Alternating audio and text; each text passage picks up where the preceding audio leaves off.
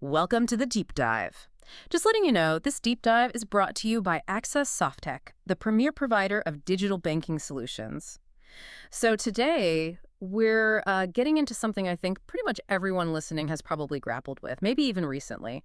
That's the whole process of opening an account online with a bank or credit union. hmm And we've been looking into why, frankly, it's often just a pretty painful experience for you, the user. It really can be, yeah. A Yeah. lot of what we see out there, the digital account opening flows, they feel incredibly rigid, almost like a one-size-fits-all kind of thing. Right. And it just completely ignores who you are as an individual or, what you actually need from that account. Exactly. It's like, here's the form, fill it out. Doesn't matter if you're 18 or 80. And oh, God, then you hit those security hurdles, those out of wallet questions, Yeah. asking about some street you lived on maybe 20 years ago, or the color of a car you barely remember owning. Those are, well, first, they're super frustrating. You see huge drop-off rates there because people just cannot recall that stuff accurately. Right.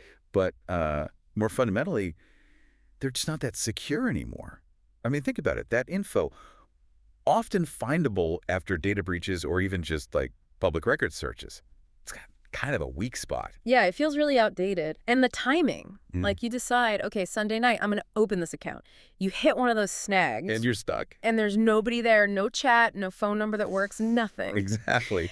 That lack of real-time help, it's just a killer for getting people through the process. It really is. Okay, let's say you muscle through all that. You manage it, you open the account, you feel successful, and then, Then you have to do half of it again. right, you got to enter your address or phone number again just to sign up for the actual digital banking part. It's just redundant. Friction on top of friction. Okay, so that's the landscape, and it sounds, well, pretty broken for users. What's the better way then? What should a modern, intuitive process actually look like? Well, from our perspective, it really has to start with personalization. Real personalization. Okay. Like, why show a student who's maybe getting their very first checking account the exact same questions and flow as, say, a retiree opening a high-yield savings account? It makes no sense. Yeah. The system should be smart enough to adapt, Yeah. tailor the questions, maybe suggest the right products based on what it knows or asks about you. Right, making it actually relevant to you, the person opening the account. Okay, so personalization first. What else? That security piece feels huge. Oh, definitely. Those out-of-wallet questions, Yep. they really belong in a museum. Huh, yeah. Modern account opening, it really demands biometrics, your fingerprint, facial recognition, that sort of thing. Okay, yeah, like on our phones. Exactly. Yeah. And it's not just because it's faster or more convenient. Our analysis shows it's significantly more secure. It's based on something that's you.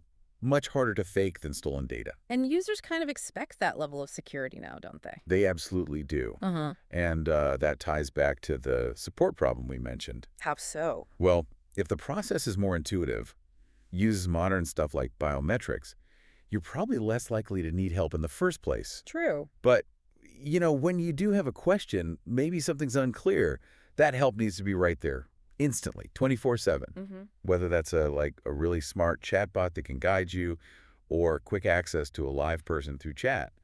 Getting stuck shouldn't mean you just give up and leave. Yeah, that immediate support could probably save a lot of those abandoned applications. Huge difference. And let's talk about integrating the whole thing. Once you successfully open the account, that should just flow right into being fully enrolled in digital banking. No more retyping your address. Please, no. Ugh. No entering your phone number or email for the third time. It should just work. You're in. The idea of re-entering data you just gave them feels almost insulting after you've jumped through hoops. It really does.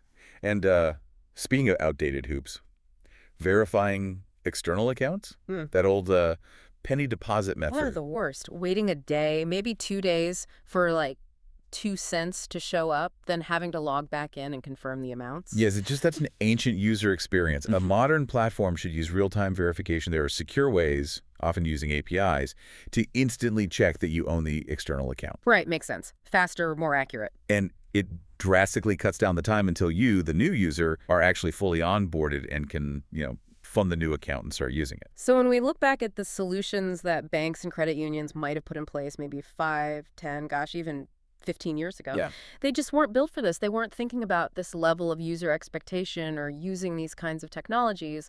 It's exactly. The path forward isn't just tweaking the old stuff. It's really about a fundamental redesign.